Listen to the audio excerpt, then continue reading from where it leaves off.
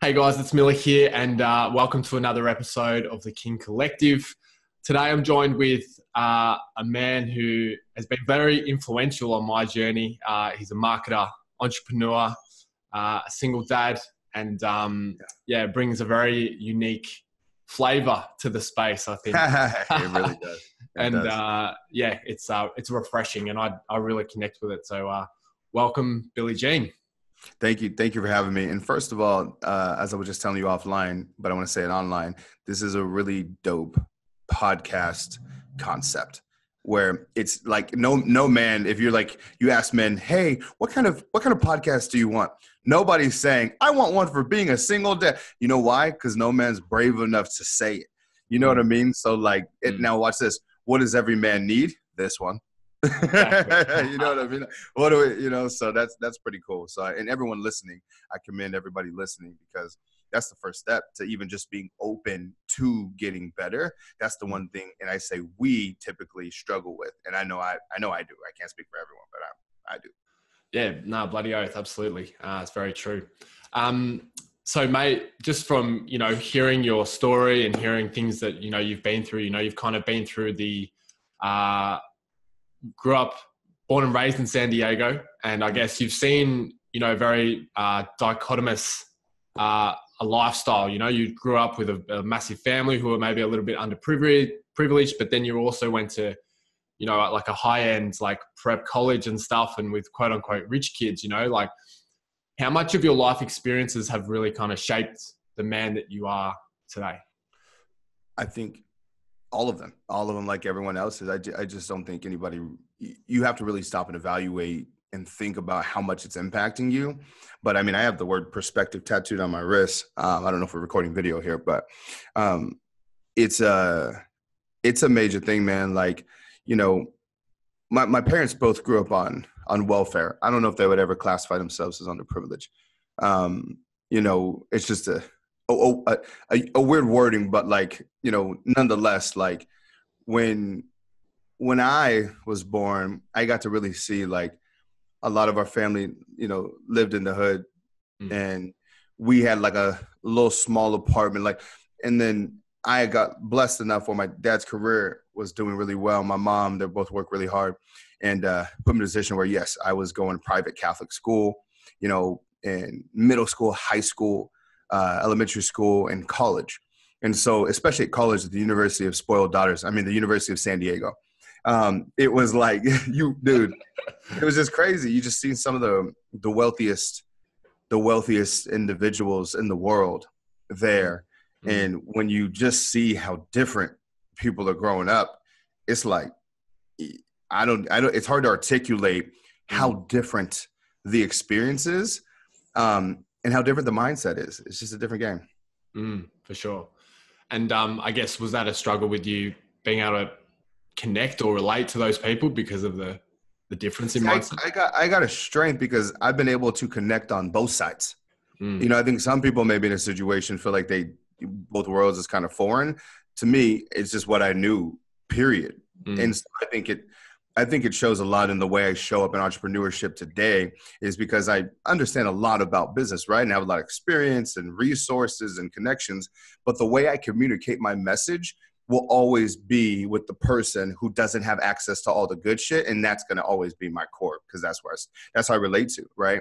So I hear sometimes people when they're on an interview and they use vocabulary and vernacular that really only like some people will really relate to.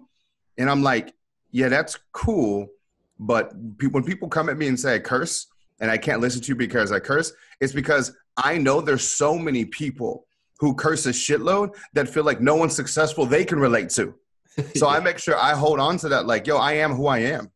And I'm not going to change that for anybody. And they shouldn't have to either. And I want to be the example of like, be you, so. Yeah, totally. Love that. And so you're a single dad, and I guess thinking about, the breakup and all that kind of stuff, maybe what were some of your biggest fears or, apprehensions when it was going down? I think probably the same as any human being, where you're like, wait, motherfucker, if we break up, I'm not going to see my kid as much. I'm not going to have a relationship with my kid. You know, you have humans, when every time a lot of the fear comes from stress and anxiety of worrying about the future, right? That's where we feel it. And usually when we're in that situation, which feels really sad, we always fucking think the worst. We always think like it's going to be like, oh, I'll never see my kid again if this breaks up, and she's not going to have a dad in her life, and all of these things that I would never let happen. But, you know, when you're going through, you just fear, dude. You just have so many, everything. The worst case scenario just pops in your head. So, you know, I think, yeah, that was it. It's just like, fuck me. Like, this is the end of the world. It was the end of the world. You know, you have to talk to other people who have been through it, because when you're in your own head and you're going through an experience you've never been through before, you know, and you're left to your imagination to decide, you go into that negative state. But once I started talking to some older people who have been there, who have done it, they're just like, they just laugh, you know, like, hey, right now you feel like it's in the world and this, and none of it's bullshit and none of it's true. So, you know, I have a lot of coaches and mentors. So I opened up to them, but I was like, yo, this is what's going down. And one thing that I think that's really helped me, you know, I guess get good is still realize that I have so much more control than people would like to give ourselves credit for. Like, the idea of not being in my daughter's life is stupid. Like, that was just like a fear. Like, I see my daughter more now. And people are like, what do you mean you see your daughter more? I literally see my daughter more now, because when me and my ex were living together, when I came home from work, I was kind of like, well, I just got done from work. I'm tired. You do a lot of the shit that I'm exhausted to do, and I need to recharge. So I'd have time with my daughter, but it wasn't the same, because I got to pawn a lot of stuff off. And I took it for granted. I know someone else is listening right now, shaking their head like, yeah, I'm taking it for granted, right? You don't. So this last year of when I come home, it's just me and my daughter. It has forced me to deal with all of the fears, the insecurities of, I'm not a fucking be a dad. What am I supposed to do? I don't fucking change a diaper. I don't potty train. And like, you know, all these things, you know, like, well, they want to play imagination line. I got shit to do. And all those things, it was my reality. I had to live it. And here I was, and I had to learn how to make the best out of it and how to really go in. You know, does that make sense? For sure. So, I think it's just, like you're saying, it's maybe just developing new skills. And I think that's a way that I really looked at it when I went through the breakup. You know, I had like 3 kids on my own, and I was like, man, what the fuck? Like, you had three kids. Yeah, I only had to do 1, 3. Yeah. Yeah. And it's like twin daughters and a son, and, you know, dealing with the hair situation and all this kind of stuff. But it's just like a new set of skills is the way that I looked at it. Yeah. Yeah, man. And I think that's well put, a new set of skills, because, you know, when people learn the skills most is when they need to learn skills. And so as much as I was afraid of the situation, now fast forward 1 year, it's the best thing that could have ever happened for mine and my daughter's relationship. Because dad had to be there. Dad had to take every bath. Dad had to take every shower. You know, dad had to, you know, comb every hair. Dad had to color. Dad had to change diaper. Dad had to talk. Dad had to school. Dad had to teach about money. Dad, you know, and at first it was honestly real talk. Like, a lot of people never keep it real about this. At first it was just like, I had this little bit of resentment. This resentment and this fear of like, God damn it, I can't do all this. I got to run a company with like, you know, 27 employees, and like, I have like shit that I need to personally work on myself. Like, how the fuck can I find the energy? And then I just changed the mentality to like, wow, I'm so lucky I get to have this relationship with my daughter. Wow, I'm so lucky that I have the opportunity, you know, to go down the street and be with my daughter. So I'm with my daughter pretty much every other day. And honestly, here's something else people won't talk about. In a lot of ways, it's better, because when you know, hey, this is my day, mentally you can go all in, because you know tomorrow, guess what? I get to relax. You know what I mean? Like, so I feel like as parents, when you're there all the time, you're almost like having to hedge, like, okay, I'm not going to exert this much energy right now. You know what I mean? Now it's kind of cool of having the switch of like, cool, it's my day. Boom, we're going to go to the zoo. We're going to do all this, because tomorrow I know I get to break. You know, so that was kind of a different thing, man, that, you know, I wasn't expecting to appreciate, but, you know, I really do. And now I'm having time for myself. And I think that was the hardest thing, is like, for me, and I know a lot of people listening, is you feel like, especially as an entrepreneur, you just feel like you're doing everything on everybody else's schedule. You know, when I'm here, it's for my community, for my students, for my team. you know, taking care of, like, helping my parents out, like my freaking, you know, like my daughter and like family. Like, you always feel like you're just giving so much. And in the shuffle, you forget about yourself. And so one thing I've really enjoyed over this last year is sitting in the house alone by my fucking self with nothing going on. It is my favorite thing to do in the world. You know what I mean? And that doesn't mean I love anybody less. It just means I'm highly aware that that me time is necessary for me to show up in the rest of the areas of my life. Yeah, bloody oath. Very true. And I think it is vital, right, to be able to have that recharge time for yourself as a father, because heck yeah, it's what gets put on the back burner for most of the time. So easily. Yeah. Yeah. I know just from watching your Instagram and stuff, mate, you know, the things that you're trying to instill in your daughter are very, I think, very important lessons, but maybe not so common, right? There was one picture that you post with, like, you went to the market and you're like, you know, you got to barter and shit. And, you know, like giving value to the ducks with the bread. I remember that one. Yeah. What kind of things? Yeah. It goes back to the perspective of like, watch this. You asked me, how does my upbringing affect me?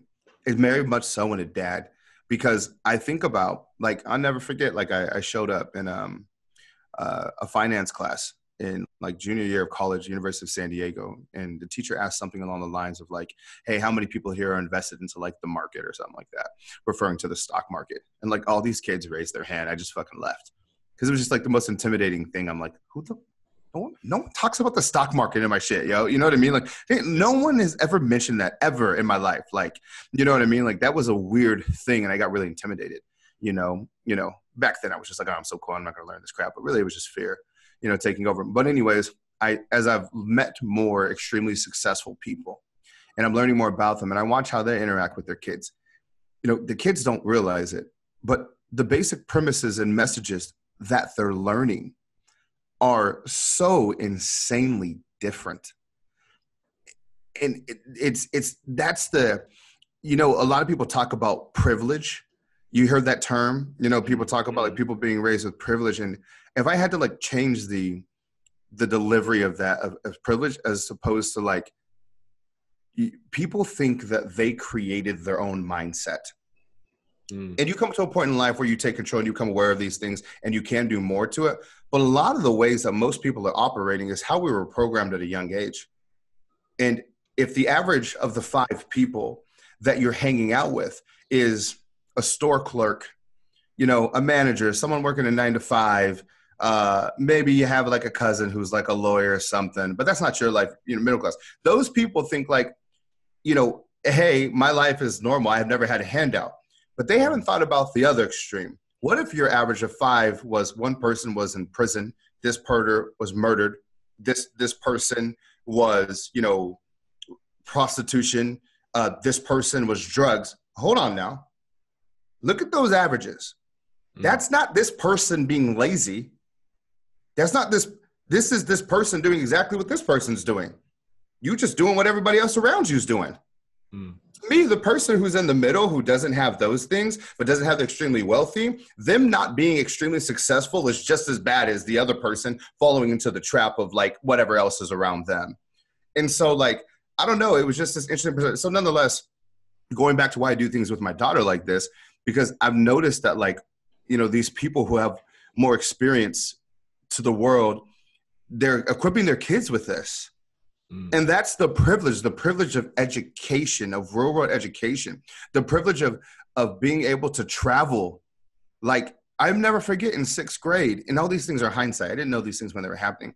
In 6th grade, Miss McCafferty, my teacher, she goes, hey, and all of you guys, someday you're going to go to Europe. And I said, what are you talking? I literally raised my hand. I said, why? And she's like, I don't know, just in your life, you're going to go to Europe. And I just thought it was so strange. I was like, why are you saying that? Why?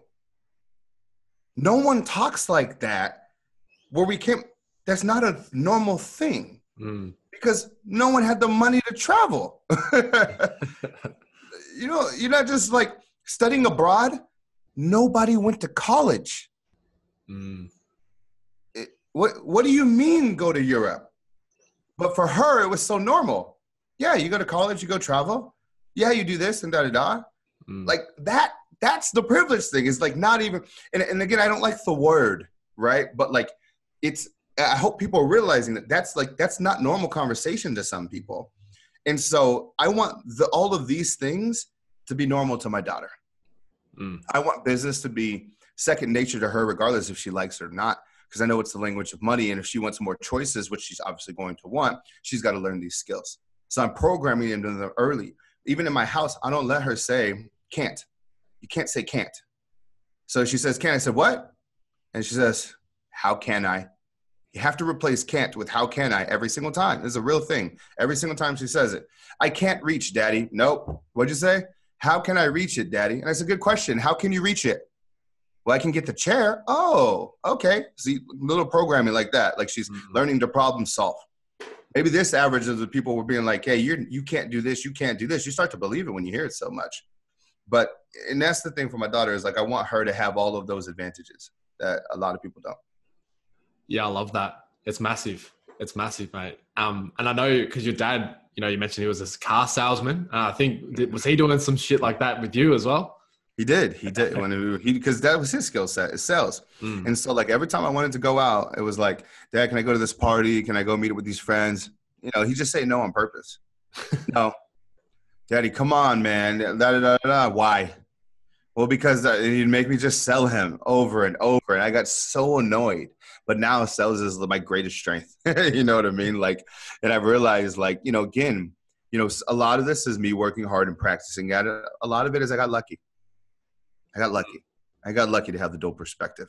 I got lucky to have a dad who was teaching me about sales and that's great at sales. I got lucky that my mom was a probation officer and had a strong moral compass of, knowing right from wrong. I got lucky. Too many people think their shit, if it's not extravagant, isn't lucky. It's lucky. You have a roof over your head and you're good. You're fucking lucky as shit. So I don't forget that. I'm extremely aware of how lucky I am. I tell my daughter every day. I said, wow, we do something cool. Like, wow, we're so fortunate, huh? Wow, we're so blessed, huh? Wow. You know what I mean? That's great.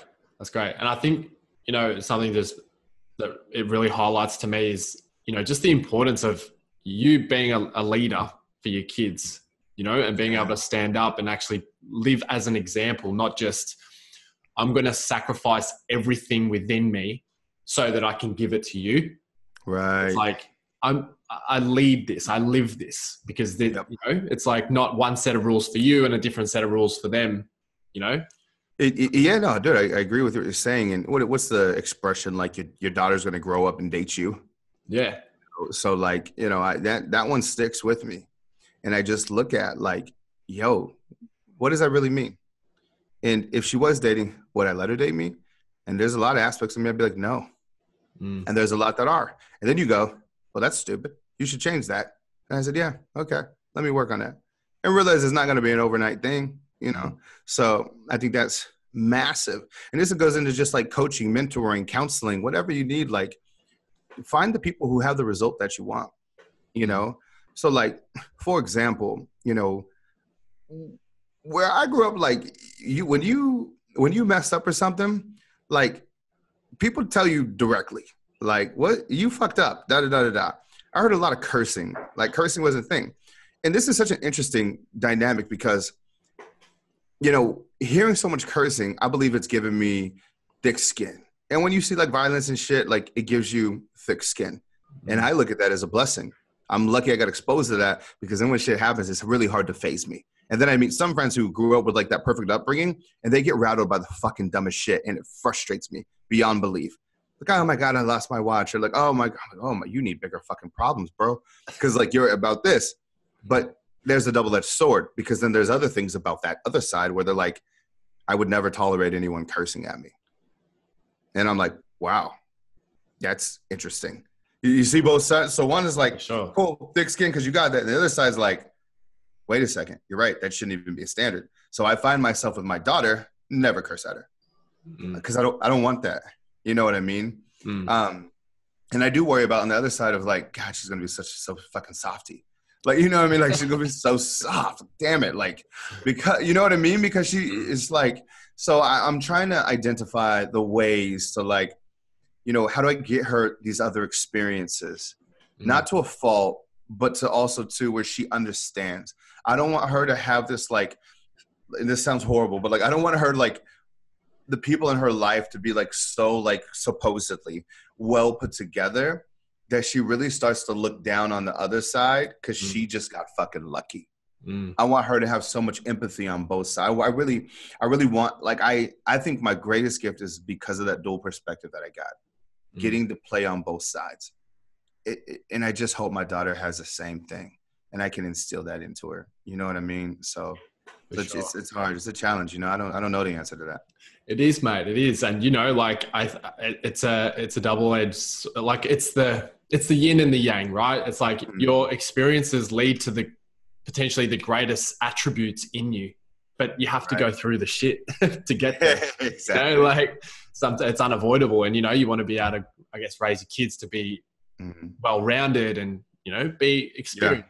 I mean, if I didn't go to the breakup, I would not have this relationship I have with my daughter today. I can say that with, almost 1,000% certainty, and hope maybe something would have woke me up. But after I lost already, 3 years of her life, like, not being there the way I should, you know what I'm saying? Like, that would have been the cost of that lesson. And that's a shitty lesson to learn later. So I'm really happy that, like, she's 3 now. And I'm happy that as she's really becoming into talking and whatnot and having conversations, I got to experience that 2-year-old to 3 with dad and, like, and really got to, so, it's interesting shit. Interesting. It is. I mean, what was the shift then for going through the breakup and then realizing, like, the importance versus when you were in the relationship? I can do it. I think we tell ourselves all kinds of stories, right? Our narrative for ourselves is very interesting. But, like, when you're running your company and you're caught up in your own life, you're like, I can't do all this. I can't, it felt very impossible, like, how the fuck am I going to, and watch this. I know I'm not the only one. I speak for a lot of people. After work, think about how exhausted we are. So I think just there's probably a little bit of doubt in my head, like, man, I can't do this shit. Like, this is, seriously, I think a lot of dads go through that, and that's when they give up and they stop showing up. And it's not because they don't want to. I think it's because they don't think they can, And so being forced in a situation where I had to, you being in a situation where you had to, you do it. You know what I mean? Like, you just do it. Like, you do it. And I think that was the biggest wake up for me. It's like, oh, all right, I got this shit. Then you start to take pride in it, right? You start to get a little better at something. Now it's something that you almost identify as, like, I take pride in the fact that, oh, yeah, I come out, that's me and my daughter. No, I got it. Like, I do her dinner. No, I do that. Like, you know what I mean? It switches. It switches from your fear to, like, yo, you better look at me, dog. What's your excuse, homie? I got this shit, Absolutely. I know. It gives you another perspective, like, because I guess as well, when you come home and, like, your kids are there with your partner, it's like you have an out of sorts. It's like, oh, well, she's there. She can do it. Like, exactly. Whereas, like, if it's on you, it's like, this is on you, man. Like, there's no other excuses, no other nonsense surrounding that. It's a real thing. Yeah, totally. So, mate, like, for other single dads who, maybe struggling or, about to go through the breakup, I guess what's maybe one piece of advice that you would just really kind of give to them? Yeah, something that I've learned is integration. And what I mean by that is, I believe one thing that was very fortunate for me, and again, I timed out right.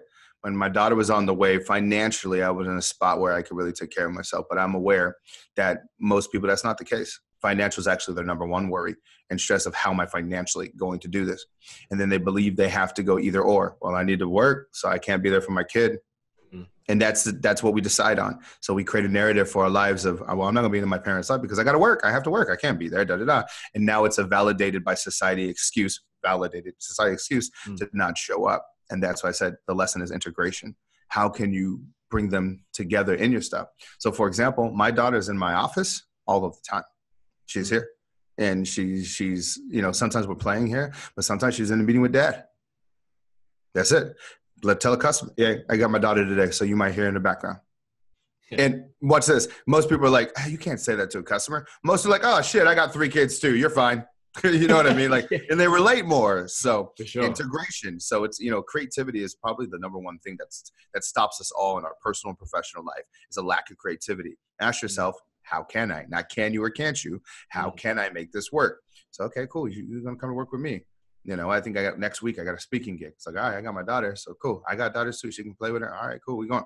And now watch, and now I use them as teaching lessons with business, right? She's going to grow up and realize that hey, this is thing. So a lot of people think it's you're either family time or your work time. I don't believe in that. I believe you can integrate and have fun. And people are like, well, you're not really present. What do you mean? I love business. And if my daughter loves business too, I know she needs to know it. Why can't we integrate and make it a fun thing? Why does it have to be this you know what I mean? So really bringing her into the process. And I don't mean just having her sit there, explain something to her, hey, this just happened. And she's only 3. So it's what happened, Dad? It's oh, hey, we made an agreement. They wanted this. I wanted this. And we agreed. Little, you know what I mean? And then she starts growing up and, this is when she sets new standards for herself. Yeah, I love that. I just love that. How can I? I think it's something that maybe we lose sometimes. It's well, it just can't be done. Well, let's work something out, let's fucking create something. I love that. Cool, guys. Well, Billy, thanks for jumping on here, mate. Where's the best way to find you? Just you guys can check us out on Instagram. Follow us on Instagram, BillyGeneIsMarketing.com. I'm not going to lie to you. Most of my stuff's about entrepreneurship, you guys. Not so much. But having said that, my daughter is, you just watch this, the integration thing. If you want to see it at work, my daughter's in my shit all the time. She's in my IG stories, that's me. It's part of my life and it comes with my package. So, I'd say check us out on IG and hit me up if you have any questions. I, by no means, am the master at this stuff. I'm just sharing with you guys that, I'll leave you with this is I felt like it was going to be the most impossible thing. And it ended up being the best thing ever for me and my daughter. And I'm not saying that you guys on some woo-woo shit of it's actually the best thing, my words to no. Genuinely, me and my daughter are closer because of it. And, all those fears that I had, there was definitely a time where you go through it, but you come up on the other side. And you also, too, with my ex, we have a good relationship right now. And, you think, I'll never talk to this person. You have all this bullshit. And it's okay. You know what I mean? It's all, and you're in control of that. Just remember that is, yeah. For sure. Yeah, well, thanks for jumping on here, mate. Guys, if you are listening, if you are a business owner, if you are a marketer, honestly, this guy's shit is, I would say, the best. I swear to God, I'm not just blowing smoke up his ass because he's on my fucking podcast. His stuff is, I really relate to it. It's real. It works. It's authentic, man. Jump on and check his shit out because it's. Thank you, brother. Thanks for jumping on. Listen, everybody. Take care.